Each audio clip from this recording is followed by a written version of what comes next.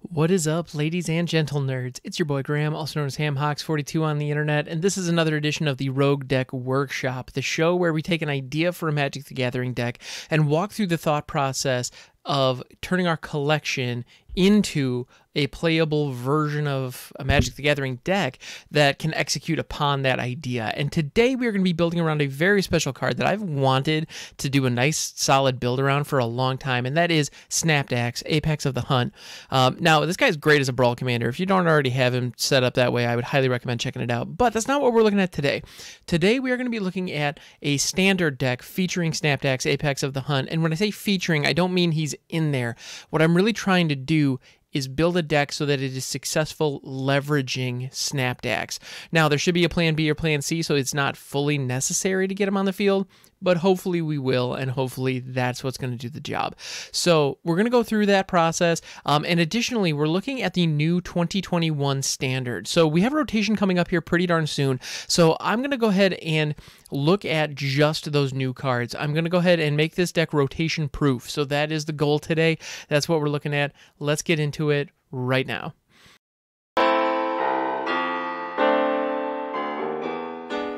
All right, so as you can see, we have the blank slate that we know and love, and let's go ahead and get on started. The very first thing I'm going to do is select the format. Now, normally I would just go ahead and click standard here. However, right now, the good folks at Wizards of the Coast thought it appropriate to add a standard 2021 so we can actually filter out all of our cards. So now we are only going to look at the cards that are going to survive rotation. So the very first thing I want to do, so this deck is supposed to be built around Snapdax.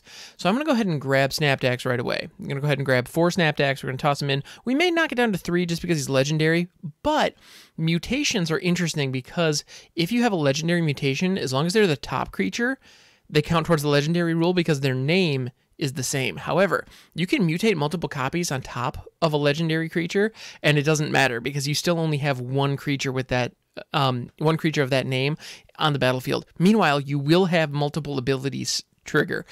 So that's really, really handy. So so this particular one, we have the Godzilla artwork for this version. So Snapdax Apex of the Hunt is a 3/5 with double strike that can mutate for 2 Rakdos white. Whenever this creature mutates, it deals 4 damage to target creature or planeswalker an opponent controls, and you gain 4 life. So let's take a second and just look at what this card does. So first things first, it is a mutation creature, so we need some non-human targets that we can use as base creatures in order to turn it into a creature, or we need to have other mutation creatures on board that we can mutate on top of Snapdax in order to trigger that ability. Because if we're not triggering that ability, I mean, a 3/5 double striker for 4 is actually not bad at all. Not bad at all, but is it worth building around necessarily? I don't think so. I want to get that mutate and I want to make it work. The other thing that I notice is the mutate cost is 2 white, but it's hybrid red-black, which tells me that we can actually build this entire deck without red or black if we wanted to. White is really the only color that we're required to have, and we need one of either black or red. Perfect situation, we'll probably have both in the mana base, but that way we could at least cast them out of our hand if we have to, but we don't necessarily need to rely on that. So we could theoretically build a 2-color deck with Snapdax and make it work just fine. So what else does he do? His mutation deals damage and gains life. Now it gains 4 life. That is a lot. And so the very first thing I think of is how can we leverage life gain? And the other thing that I think of is when it mutates, it's dealing 4 damage. If it mutates onto a creature that has Lifelink, you then gain life equal to the damage dealt, plus you gain an additional 4 life, so you're gaining 8 life. Now, if you're thinking what I'm thinking, you're thinking of a little vampire who has really made a name for himself coming out of M21, which is Veto, Throne of the Dusk Rose. So with Veto, whenever you gain life, target opponent loses that much life. So let's say... So you can mutate Snapdax onto a lifelinker, deal 4 damage directly to your opponent's face. Is that... Yeah, oh, target creature or planeswalker, so you can't deal it straight to their face. Okay, but you can kill their biggest creature, gain 8 life, force them to lose 8 life. I mean, that swing is fantastic. What you can do there is just nothing short of disgusting. And on top of that, Veto is a vampire cleric. So you know what creature type is not in there? Human. You can't mutate onto humans. You can mutate onto any non-humans, though. Hey, Vampire Cleric, that's a non-human. Veto, get in here. I'm going to go ahead and grab 4 Veto because he's just absolutely clutch for making this work. So what do we need next? So we have white and black represented. We have Lifelink. We have our finishers. We have our big bomb combo that is going to end the whole thing. So what do we need to do leading up to that? We have a 3-drop, and we have what is going to be our 5-drop in all likelihood, being the mutation on Snapdax. So those are good. However, we need to fill out the rest of our curve. So we need 1, 2, and 4. We need something to cast on either of those. Now, Snapdax can be our 4-drop if need be, so we have a little bit of flexibility there, which is nice. Because like I said, a 3/5 double striker for 4 is not a bad value if we have access to all the colors. So that is an option, and that flexibility is nice. But our mana curve, as you can see, is a little awkward. We need to get that tightened up.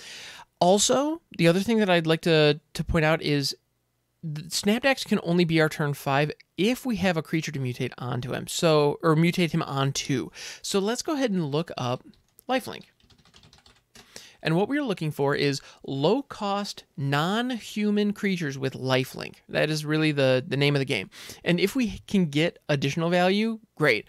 So the first thing I'm seeing is All Seed of Life's Bounty. This card is great. It can also be used to protect Snapdax late in the game. So in the early game, it's a mutation base. In the late game, it is a protection spell. So that versatility is great. We want options. So things like Anointed Chorister and Speaker of the Heavens would be great if they weren't human, but they are human, so it doesn't exactly work with what we're doing.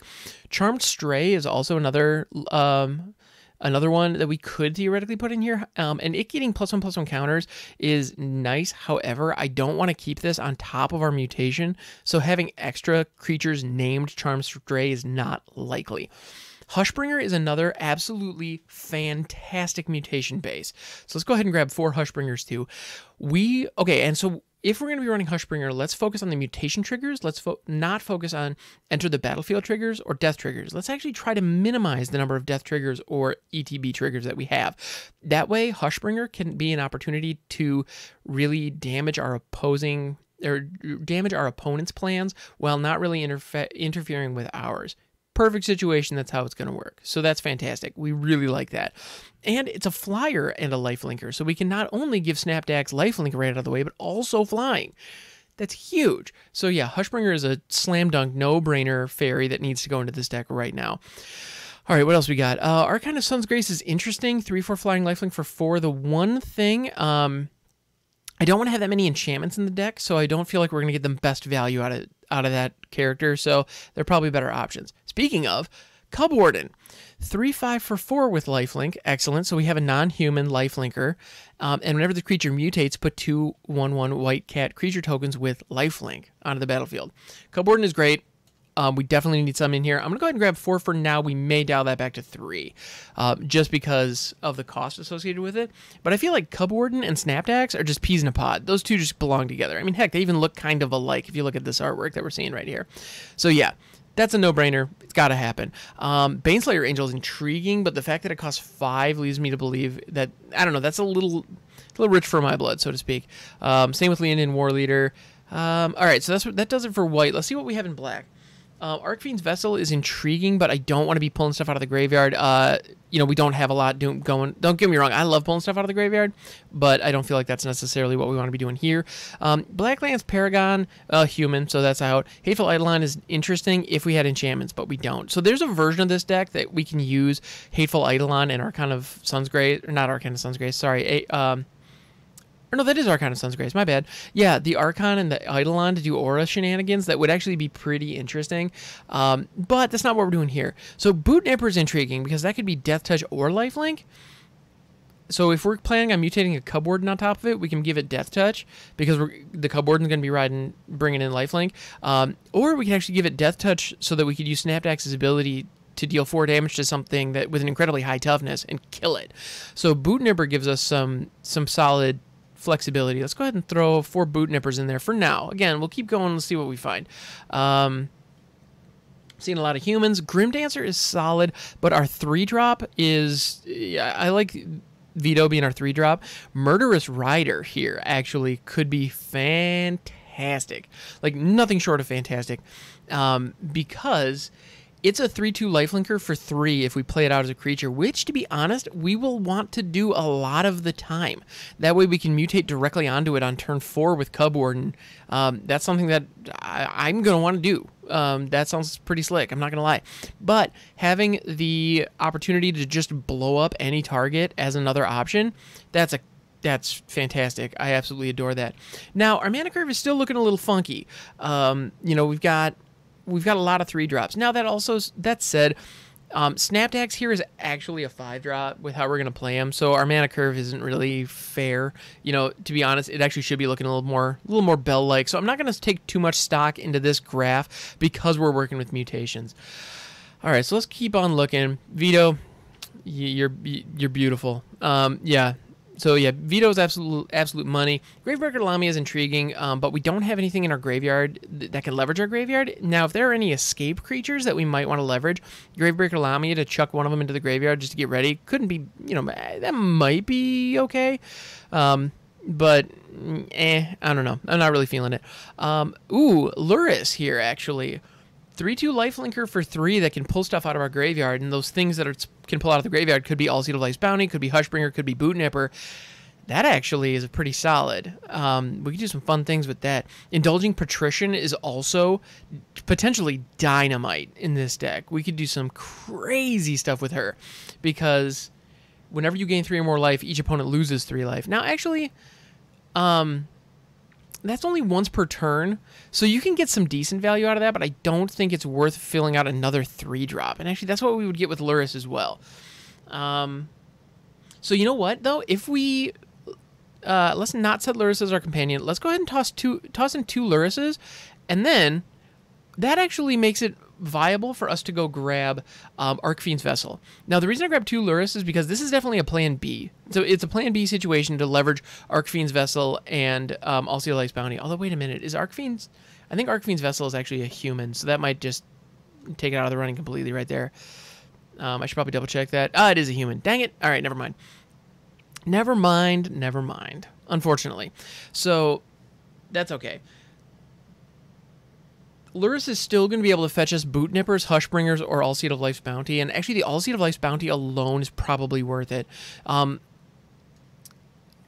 again, that's not our primary goal with this, so, Luris is plan B. I don't want to load up too much on that. All right, so what do we have so far?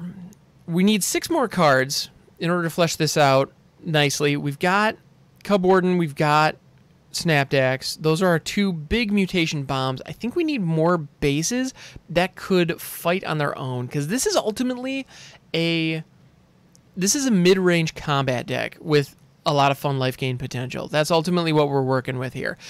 We could throw Heliod in here. We could also throw... it's funny, my first reaction is Healer's Hawk, because Healer's Hawk would be amazing here. However, Healer's Hawk is going to be rotating. Therefore, it is not available to us. So that's a bummer. Let's go ahead and do a keyword search for gain life. And let's just see what comes up. Ooh, Daxos. All right. So Daxos' toughness is equal to your devotion to white. Now, that is going to be a little bit dicey, because his devotion to... that is an ability. And that is going to persist. So that makes me really nervous. Because that toughness is going to get pretty darn low if we mutate on top of him and actually take away his pips. So I want to avoid that if we can. Charming Prince is a human. Again, I want to avoid humans whenever possible here. Actually, Revitalize. Revitalize is not a bad 2-drop, and it also would just draw us additional cards. So that, potentially. Also, Birth of Meletus. Birth of Meletus we actually could use, believe it or not, because the wall token, well, we get another planes into our hand, so that's something. The wall token is going to help pump the brakes on our opponent. It's going to slow down their advance a little bit, and worst case scenario, we could mutate the wall. We could literally mutate atop our wall. Now, if we were to do that, we'd have to accept that we cannot attack with that creature because it would have Defender. So that would be a bit of a bummer, not going to lie. But that's kind of a weird fringe case that we could leverage. Now, The more I talk about it, the less I like that, so I'm going to go ahead and keep moving. What else do we have? All right, now we're starting to get into the expensive stuff. I'm hesitant to lean into these. Majestic Auricorn, it's another mutation, but it's another 4-drop mutation. That makes me a little bit nervous. So I want to keep on moving. It might actually make sense for us to start looking into Mire Triton, Death Touch. That's always good. You do gain life when it comes onto the battlefield, so that's nice. Although ETBs, Hushbringer is going to be nullifying ETBs, so they're kind of at odds with one another. Let's see, Serrated Scorpion is also an option, just because it does die and deal damage, and you gain life, so that's something. It gives an opponent a reason not to kill it early, and then we can mutate on top of it. That's something, I guess. Like, I'm not mad at that, but I don't love it either. Now, here we go. Insatiable Hemophage. That is a card that I think we could use. So it has Death Touch, and whenever this creature mutates, each opponent loses X life, and you gain X life, or X the number of times this creature has mutated. That's pretty darn cool. So if we can get a multiple mutation stat going, which isn't necessarily going to be the goal of this deck, but if we can, with Veto, that gives us an opportunity to really crank up the dial. Plus, that gives us access to Death Touch, which could be really, really useful, especially with Snapdax's ability. So actually, let's go ahead and grab a couple Hemophages. Now, with Hemophage, I'd like to get one in each game, but I'm not really going to be counting on getting more than one. Therefore, I've grabbed 3. So that's my thought there.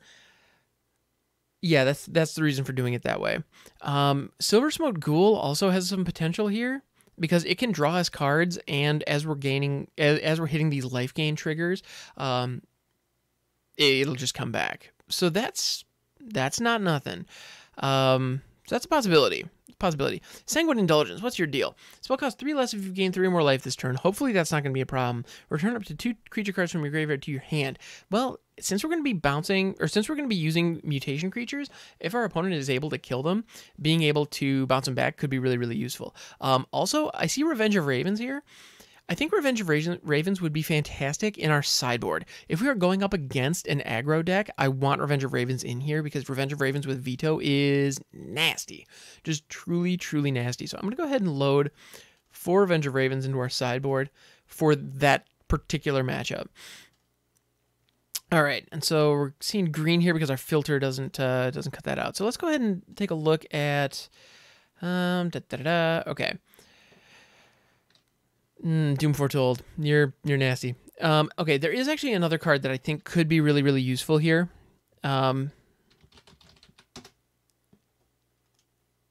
Oh, Revenge actually is cycling out. So there's a card called, I think it's Revive Revenge, which was an Orzhov card, and it combos with Veto beautifully, because the way that it works is when you cast it, target opponent loses half their life, you gain life equal to life lost this way. And so with Veto, that's just a one-shot kill, and that's really freaking cool if you can pull it off. Now, it does cost 6 to cast, but still, 6 mana, win the game. That ain't bad. So I was looking for that, but joke's on me, that actually cycles out. So, dagnabbit. Oh, Defiant Strike. That actually could be a cantrip that could be really valuable. That and Revitalize were the 2 that we were looking at. Ooh, Giant Killer. Now, it is a human. It is a human, but Chop Down is a fantastic spell. But it's situational. So again, potentially in the sideboard. Karametra's Blessing. The creature gets +2/+2 till end of turn. If it's enchanted, it also gains hexproof and indestructible. Yeah, our stuff's not going to be enchanted, so Karametra's Blessing doesn't really do anything for us. Let's see. Sanctuary Cat, I'm tempted to throw it in just because it's a 1/2 cat for 1. But let's not do that, because that would be silly at best. Let's see. What else do we got? We do have this Vigilant Dog, Alpine Watchdog. Adding some Vigilance to the mix might not be bad. You know what? One keyword that I haven't searched on yet, just mutate. Let's just look at mutate. Oh, freaking duh. So we have Zagoth Mamba, which is a fantastic 1-drop in mutation decks. It's really tough to go wrong there. Let's go ahead and knock out.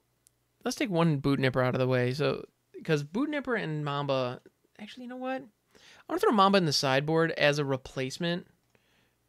As a replacement for Boot Nipper. If we're going up against like Mono Red Rush, Zagoth Mamba is going to be better just because it's going to be faster for us, and it's going to have the ability to ping off our opponent's small creatures, such as Runaway Steamkin. Like being able to ping off a Runaway Steamkin, it would be fantastic. Meanwhile, I do think Boot Nipper is a solid option for this deck. Now, I've gone down to 3 here. I'm kind of okay with that. But Batra, a.k.a. Dirgebat. This card is freaking nutso. So you can flash it in for 4 on your turn and then mutate on top of it on turn 5 for a beautiful, beautiful effect. So as a base creature, it's amazing. And then late in the game, if you top deck it, you can mutate it on top of something for 6 and just straight up kill spell. Just boom. So I feel like that needs to be in here. I'm going to put in 3 because they are kind of expensive. Kind of. But not really. Like anyway, like it's a little expensive, but you get what you pay for. So that's fantastic. Yeah, truly fantastic. Like it's silly that it's not in here. Oh, Necro Panther, what's your deal? Whenever this creature mutates, return target creature card with converted mana cost 3 or less from your graveyard to the battlefield. And it mutates for 4. Again, it mutates for 4. A lot of stuff is mutating. A lot of stuff mutates at 4 and 5, unfortunately. Especially in these colors. We don't have a lot in the way of that. Although, actually, we could throw 1 Nethroi in here, because that actually could completely reset our board in pretty good fashion. So let's go ahead and I'm going to throw 1 Nethroi just as a bomb. As a, potential late game bomb. I feel like Necro Panther actually should be in here. Should we put a Necro Panther in place of Insatiable Hemophage, maybe? It's tempting. Although, actually, you know what? Let's stick to theme. We can throw in Necro Panther in place of Lurrus. Although, actually, wait a minute. As long as we have Lurrus, Necro Panther is just a crappy Lurrus. Although it's converted mana cost 3 or less. So, actually, Necro Panther could get back Veto if Veto was in our graveyard for whatever reason. If our opponent focused on him and got him out of the way. So, that's intriguing. That's very intriguing. You know what? Let's go for it. So, Lurrus is a fantastic card. Truly great. Nobody's arguing that. Lurrus is fantastic. But I want to build to our theme. I want to focus on our theme and give it a shot. Really go for it. So, let's go ahead and put Necro Panther in. All right. And so now we've hit 61. We've hit 61 cards. Let's go ahead and... see, I like the flexibility that a lot of these cards offer us. And Veto and Snapdax kind of being the main focus makes sense, I think. So maybe that Nethroi doesn't really need to be there. Yeah. Let's take Nethroi out. All right, and so then so here we go. So this is just a rock-solid base for this deck. We've got creatures to mutate onto. We've got a lot of cool mutation options that we can use to staple on top of our creatures. And then we have this life gain sub-theme between Boot Nipper, Hushbringer, and the All-Seed of Life's Bounty. So we're going to be... So yeah, our base creatures are effectively all going to have Lifelink. And you know what? Actually, now that I look at it, I'm going to go ahead and add one more. I'm going to add 1 Boot Nipper back. And what do we dial back in favor of Boot Nipper? I think I'm going to take 1 Murderous Rider down, because the Murderous Rider in a lot of cases is fulfilling the same need as the Boot Nipper in a small creature with lifelink that would be on the board. Now it also has the added bonus of an instant kill, so there's that. But it also costs 2 black specifically. With our mana base not having access to shock lands anymore, that is going to be a very real obstacle that we are going to need to navigate creatively. So having access to those 2 black actually might be a challenge for us. So with that, we've got our basics down. So let's go ahead and take a look at Mardu lands. Now, first things first, Savai Triome. I feel like we need 4 Savai Triome. They're just great. We need them. Tournament Grounds is the other tri-land, but we don't have Knights or equipment. So those, that's not doing anything for us. So let's go ahead and then let's take red out of the equation, because we have very little red in the deck. Now, we do have 1 mountain in here that kind of defaulted on. I'm kind of okay with that, because actually, you know what? One thing that we definitely need in here, it is still a land. We need Fabled Passage. if you're running multiple colors and you're not putting Fabled Passage in your deck, there may be a good reason for it. If you still have access to shocks, you're probably fine. If you don't, get yourself some Fabled Passages. They're great. Fabled Passage is going to be the go-to for a while moving forward, because let's take a look at what dual lands we have. We have Scoured Barrens, where it comes into play, you gain 1 life. Neat. We have Temple of Silence, where it comes into play and scries 1. You know, that actually ain't bad. Let's go ahead and throw 4 of those in there. And that's it. That's all we got. So I really, really hope that with Zendikar Rising, we get some kind of really sweet dual or tri-land, because we need them. I mean, the triomes are fun, but the shock lands were really critical. And so the fact that this is a 2-color deck with a potential red shock, maybe, I feel like this mana base, while it looks nowhere near as good as mana bases used to, I feel like it's okay. And so the main reason for that mountain is if we need to fetch it up with a Fabled Passage in order to play Snapdax. And it's also the same reason for the Savai Triomes. So in any given game, we will probably have the option of casting Snapdax for his mana cost. I'd still rather not if we can help it. All right, so let's go ahead and take a look at our sideboard again. So this is a kind of mid-rangey, combat-focused mutate deck is what we've got here.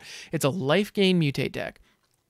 And it's also really focused on aggro. We're gonna be trying to hit our opponents with Lifelink. So Veto is a clutch finisher, but at the end of the day, it's just an aggro finisher. Veto here is operating effectively like a damage multiplier. Is really how it works. So, I mean, cool, right? So it's Mardu mutate. This is Mardutate. Let's go ahead and go with that. Mardutate.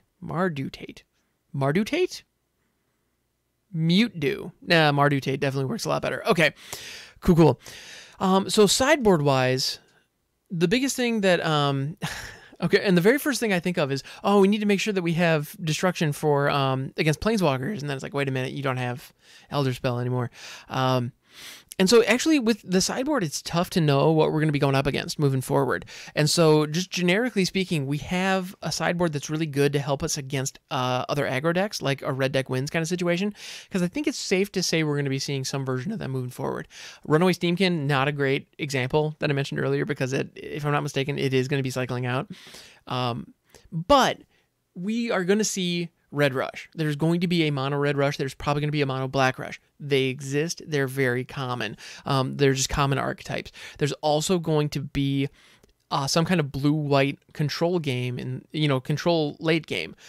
What do we have for that? So the biggest weakness that mutate decks have, so this particular deck, the way that we play it is going to be different than the way that we play a lot of other mutate decks. Now, if you've seen my Sultai mutate deck, Hamutate, as it's known, that deck is all about going all in and hitting an Auspicious Sterix with a hexproof creature on the board.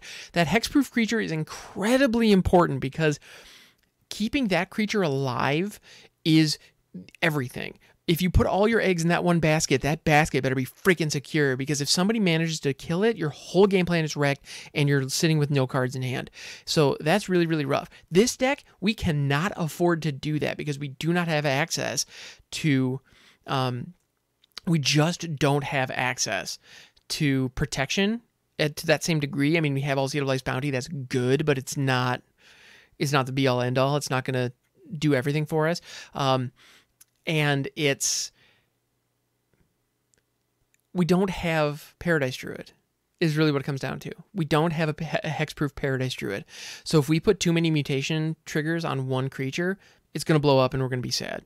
So the best thing for us to do here is actually to put Cub Warden down and get multiple tokens and start divvying up our mutation creatures onto those tokens. And so actually, now that I look at it, I'm realizing Insatiable Hemophage is actually not a good fit for this deck. It's just not, because it benefits from having multiple mutations on one creature. So Insatiable Hemophage is actually the win con in that in-hand mutate, and I have a soft spot for it. I'm fond of the card, but the truth is it just doesn't fit here, so I'm sorry, buddy. We got to let you go. And so with that, actually, we might have an opportunity now to put Zagath Mamba in the main. that actually might work. Or it would make sense for us to put in more Necro Panthers. So let's go ahead and put in 4 Necro Panthers, and now there's another card that I was thinking of earlier that I was hesitant to put in, but I'm realizing Selfless Savior, actually, we need to protect our mutation creatures. We need to protect Snapdax, we need to protect Veto, and Selfless Savior can help do that by giving the creatures indestructible. So let's go ahead and throw in 4 Selfless Saviors, and on top of that, Selfless Savior is a 1/1 dog for 1. So we can mutate on top of Selfless Savior if we have to. So that's not bad. Now, we're not running dog tribal, so grabbing something like Pack Leader here wouldn't make sense, but Selfless Savior is great. So between Selfless Savior and All Seed of Life's Bounty, we have a lot of early game protection, and that is awesome. I love that. And to be honest, given how heavy that has become, I'm going to go ahead and knock out 1 Hushbringer and 1 Boot Nipper. Because I feel like they're not as useful here. They're still good. I like them. I want them. But I also want to be able to go wide with our creatures. So I feel like that is... Yeah, I feel like those 1-drops are going to be more valuable as protection late. The other thing that we don't have here, which is something that we just need to be aware of, is card draw. And so that's a real problem. We don't have card draw. However, what we do have is we do have the ability to fetch things back from our graveyard. So we have recursion. So that's great. And then we also have token generators in Cub Warden. And so that's a way to generate card advantage by creating a number of tokens. So card draw is definitely a weakness here. So we're going to need to finish games fast with this deck. But I think we can do it. So yeah, so here we go. As far as the sideboard though, I feel like I want to finish out the sideboard. But I'm having a tough time thinking what else we could put in here. So, I mean, if our opponent is going to be countering our stuff, what's the best way to counteract that? Actually, probably to draw cards. Is probably what it comes down to. So let's go ahead and throw in one Castle Locthwain, and I'm hesitant to put in Castle Ardenvale, just because the tokens it creates are humans. But we'll put in 1 Castle Locthwain just because it's a good castle. It's good to have. All right, and then... draw cards in white and black. So what do we have? We have Mangara the Diplomat, solid. Shadow the Sky would completely wreck our day 9 times out of 10, so let's not do that. Village Rites actually could be really solid, but really as a response to our opponent's kill spells. So that actually looks like something we could throw on the sideboard. If we know our opponent is going to be playing a lot of board wipes, we can sideboard in Village Rites as a way to recoup value when they hit us. So that's something. Funeral Rites, draw 2 cards, mill 2 cards. I don't want to be milling here, so that doesn't really work for us. Also, actually, Liliana Standard Bearer, if they're going to be throwing, if we know they're going to be if they're going to be wiping our board, that actually is a solid response to it. Yeah, that is a solid response. Actually, you know what? Zagat Mamba's not really giving us much. And actually, I'm also realizing I'm actually hovering right over top of the sideboard. So there we go. Let's go ahead and... So while we're working the sideboard, so I'm thinking Village Rites, Revenge of Ravens. And although Revenge of Ravens is really just a way of just really shutting down our opponent's attempts to go after us. So Liliana Standard Bearer against the control matchup is pretty solid. What else do we have there? Underworld Dreams has the potential to be really solid. I feel like we could probably do better, but let's just throw it in there for now. Yeah, this is a pretty half-baked sideboard, I'm not going to lie. But at the same time, rather than spending a ton of time on the sideboard, I'd rather focus on at least getting the core deck decent, like for best of 1. And I feel like we've got that. I feel like we've got something here. So this is Mardu Mutate. Mardutate. Yeah. It's cool. I like it. I think we've got something here. Thanks so much for watching. I hope you've enjoyed this edition of the Rogue Deck Workshop. You can catch me on Twitch, twitch.tv/hamhawks42, where you can see Mardutate in action. And also, if you have an idea for a future episode of the Rogue Deck Workshop that you'd like to throw my way, social links are in the description below. Feel free to reach out to me on any of those platforms, and I would love to chat with you. Thank you so much. Have a wonderful day, and remember that you are a good person, and you deserve to be happy.